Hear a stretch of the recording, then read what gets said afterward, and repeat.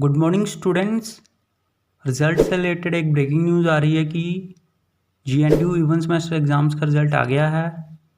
तो जिन जिन क्लासेस का रिज़ल्ट आया है वो हैं master of arts in psychology second semester, fourth semester, master of library and information science second semester, MSc exercise and sports philosophy second semester, fourth semester, MA sports psychology second semester, fourth semester.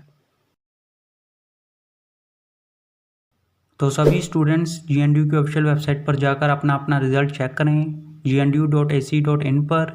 All the best सभी students को। उम्मीद है कि आप सबका result बहुत ही अच्छा आया होगा और सभी स्टूडेंट्स पास होंगे। तो जैसे ही किसी और क्लास का या फिर किसी सेमेस्टर का रिजल्ट आता है तो हम आपको बता देंगे। तब तक इस वीडियो को लाइक कर दो, शेयर कर दो, चैनल सब्सक्राइब कर दो और बेल आइकन ज़रूर प्रेस कर देना। Thank you.